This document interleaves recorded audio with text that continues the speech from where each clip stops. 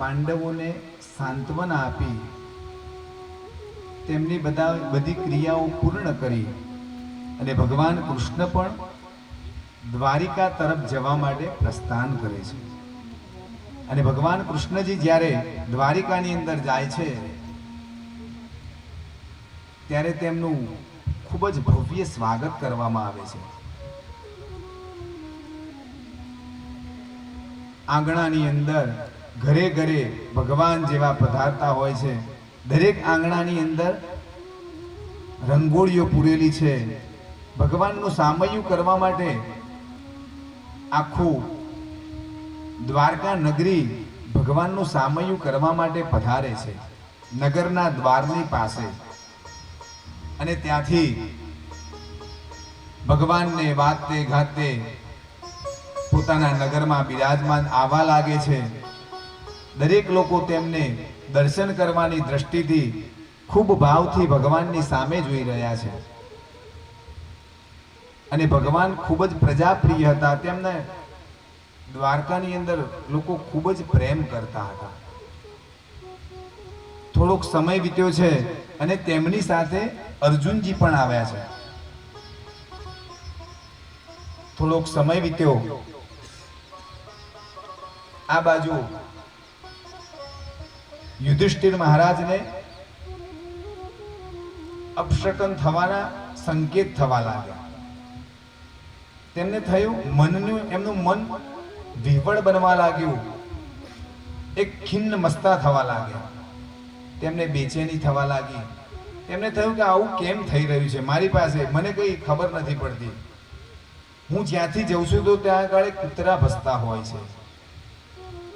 ગાય પોતાના વાછરડાને દૂધ નથી પીવા દેતી. રાત્રે ઘુવડોના અવાજ આવે છે. મારું આખું ડાબું અંગ, મારી આંખો, મારા બાહુ આ બધું ફરકવા લાગે છે. આ બધા સંકેતો દ્વારા યુધિષ્ઠિર મહારાજને મનમાં ભય ઉત્પન્ન થયો, ગભરાવા લાગ્યા. તેમને ભીમ મહારાજને કહ્યું કે હજુ સુધી દ્વારકાના કોઈ સમાચાર નથી આવ્યા. અર્જુનજી કેમ નથી આવ્યા? અને ત્યાં થોડોક સમય વીત્યો અને અર્જુનજી ત્યાં આગળ પધાર્યા છે. અર્જુનજીનું મોઢું ત્યાં આગળ પડી ગયેલું છે. અને યુધિષ્ઠિર મહારાજે કહ્યું કે બધું બરોબર તો છે ને? આપણા બધા સગાવાલા ત્યાં કોઈ દુખી તો નથી ને? તમે ત્યાં કોઈનું મન તો નથી દુભાવ્યું ને? કચ્ચિત્વમ બ્રાહ્મણમ બાલમ ગામ વૃદ્ધમ રોગિણમ સ્ત્રિયમ શરણોપસ્કૃતમ સત્વમ નાત્યાક્ષી શરણપ્રદઃ. તમે કોઈ તમારા શરણે આવેલા કોઈ બાળક, અબાલ, વૃદ્ધ કોઈને દુખી તો નથી કર્યા? અર્જુનજી કઈ બોલતા નથી. અર્જુનજી કઈ બોલ્યા વગર ગભરાવા લાગ્યા અને એકદમ પોક મૂકી અને અર્જુનજી રડવા લાગ્યા છે. અર્જુનજી કહે છે, વંચિતો હમ મહારાજ હરિણા બંધુરૂપિણા येन मे परतं तेजो देववीस्मवपामः.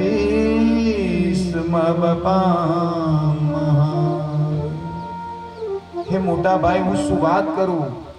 આપણે અનાથ બની ગયા છીએ. યુધિષ્ઠિરજી કહે છે કે શું વાત કરો છો? કોની વાત કરો છો? એટલે કહે છે કે આપણા પરમાત્મા ભગવાન કૃષ્ણ પોતાની માયા સંકેલી, પોતાની લીલાને સંકેલી અને સ્વધામમાં ગયા છે. સાંભળતા વાર જ પાંડવો દુખી થઈ ગયા. આ બાજુ જેવા કુંતી માતા ભગવાનના સ્વધામ જવાના સમાચાર સાંભળે છે અને તરત જ તે પણ પોતાના દેહનો ત્યાગ કરે છે. અને આ બાજુ રાજા પરીક્ષિતનો જન્મ પોતાની માના ગર્ભની અંદર પણ થઈ જાય છે. ઉત્તરાના ગર્ભથી રાજા પરીક્ષિતનો જન્મ થાય છે અને ત્યારે બ્રાહ્મણોને બોલાવી તેમના સંસ્કાર પણ કરી દેવામાં આવેલા હોય છે. ત્યારે યુધિષ્ઠિર મહારાજ કહે છે કે હવે જો ભગવાન સ્વધામની અંદર ગયા છે, આપણા સ્વામીનાથ જો અહીંયા નથી તો આપણે આ પૃથ્વી પર રહીને શું કરશું? તો હવે આપણે પણ અહીંયા રહેવાની જરૂર નથી. અને રાજા તે યુધિષ્ઠિર મહારાજ પોતાનું બધી માયા સંકેલી અને કહે છે કે હવે આપણે અહીંયાથી સંન્યસ્ત ધારણ કરી અને આપણે પણ ચાલ્યા જઈએ, આપણે અહીંયા ન રહી શકીએ. તે પહેલા તો એકલા ચાલતા થાય છે, પણ પાંડવો ચારે ભાઈ કહે કે નહીં, જઈશું તો બધા સાથે. અને પછી ત્યાંથી તે લોકો સફેદ વસ્ત્ર ધારણ કરી બધા જ મોહ માયાનો ત્યાગ કરી અને પોતાના પ્રપૌત્ર જન્મે જઈને રાજ્યની ગાદી આપી અને ત્યાંથી પોતાના પ્રપૌત્ર પરીક્ષિત રાજાને ત્યાં ગાદી આપી અને સદેહે સ્વર્ગની અંદર જવા માટે પ્રયાણ કરે છે. ચાલતા ચાલતા ચાલતા ચાલતા ચાલતા 1 2 3 પહેલા નકુલ અને સહદેવજીએ પોતાના દેહનો ત્યાગ કર્યો. શરત એટલી કરી હતી કે જે કોઈ પણ વ્યક્તિ થાકી જશે કે કંઈ પણ થશે તો કોઈએ એકબીજાને મદદ નહીં કરવાની. આમ કરતા કરતા દરેક જણા ત્યાં સ્વર્ગારોહણની સીડી તરફથી સ્વધામની અંદર ચાલતા ચાલતા ગયા અને સદેહ માત્ર મહારાજ યુધિષ્ઠિર સ્વર્ગની અંદર પહોંચ્યા છે. બાકીના બધાએ રસ્તાની અંદર દેહ છોડી દીધો. આ બાજુ જ્યારે પાંડવો સ્વધામની અંદર ગયા, ઘણા વર્ષો સુધી રાજા પરીક્ષિતે અહીંયા રાજ્યને ભોગવ્યું છે.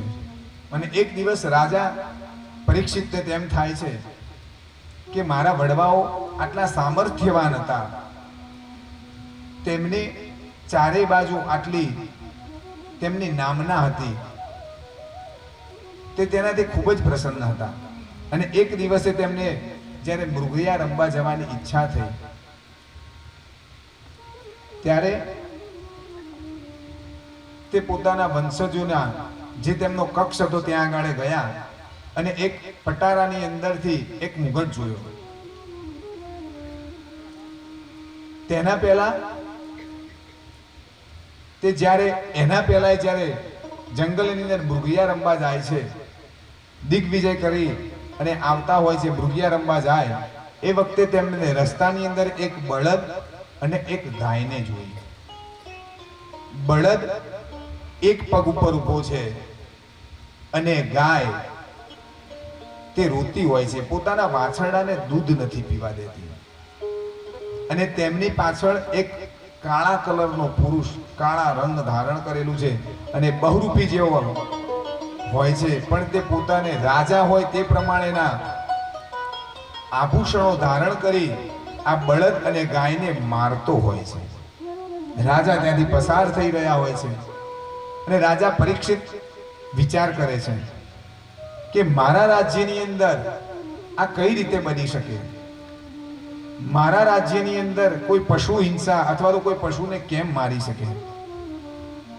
જ્યારે બળદની પાસેથી પસાર થતા હોય છે, વૃષભની પાસેથી, અને તે કહે છે કે આપ કોણ છો?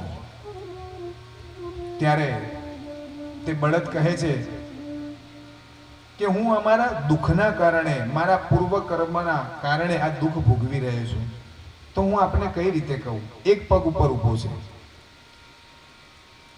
ત્યારે મહારાજ પરીક્ષિતને ખબર પડી ગઈ કે અવશ્ય આ કોઈ યોગ ભ્રષ્ટ આત્મા છે, કોઈ મહાપુરુષ છે. આ કોઈ સામાન્ય માણસ ન હોય કે તેની પાછળ પેલો મારે છે તેમ છતાં પણ તેની નિંદા નથી કરતો. અને ત્યારે તેમને ખબર પડી કે આ ધર્મ છે. ધર્મ 4 વસ્તુ ઉપર ટકેલો છે: દયા, તપ, દાન અને શૌચ. કહેતા પવિત્રતા. અત્યારે તપ પણ નથી રહ્યું, દયા પણ નથી રહી, શૌચ પણ નથી રહ્યું. તો માત્ર ને માત્ર સત્ય ઉપર જ હજુ એક પગ સત્ય ઉપર ટકેલો છે. અને ત્યારે તે બળદના રૂપની અંદર ધર્મરાજા કહે છે કે હું મારું શું વૃત્તાંત કરું, હું કોઈની નિંદા પણ શું કરું, જો નિંદા કરીએ કોઈની તો પણ મને પાપ લાગે, એટલે હું અમારા કર્મનું ફળ સમજીને ભોગવી રહ્યો છું. અને ત્યારે આ બાજુ ગાય ને જુએ એટલે ખબર પડે છે કે આ તો ગાય નથી પણ પૃથ્વી રૂપી ગાય છે. જ્યારે પૃથ્વી દુઃખી બને ને ત્યારે ગાયનું રૂપ ધારણ કરી અને પરમાત્માની પાસે જતી હોય છે. અને જે આ મનુષ્ય મારતો હોય છે એટલે રાજા તરત જ તેને શિક્ષા કરવા માટે તલવાર કાઢે છે. એટલે તરત જ જે બહુરૂપી જેવો જે કાળ પુરુષ છે તે તેમના ચરણોમાં પડે છે અને તેમની ક્ષમા માંગે છે. તેમને કહે છે તું મારા રાજ્યમાંથી બહાર નીકળી જા, તું કોણ છે, હું તને મૃત્યુદંડ આપીશ. ત્યારે તે કહે છે કે સમસ્ત સૃષ્ટિ ઉપર તો આપણું રાજ્ય છે, હું ક્યાં જઉં, તમે કહો હું ત્યાં જઉં. એ કોણ હતું? તે કળિયુગ હતો, તે કાલ પુરુષ કળિયુગ. તમે કહો હું ક્યાં જઉં. એટલે એ જેવી યાચના કરવા માંડ્યો એટલે રાજા પરીક્ષિતે તેમને કહ્યું, તેમને 4 જગ્યાએ સ્થાન આપ્યું છે. તેમને કહ્યું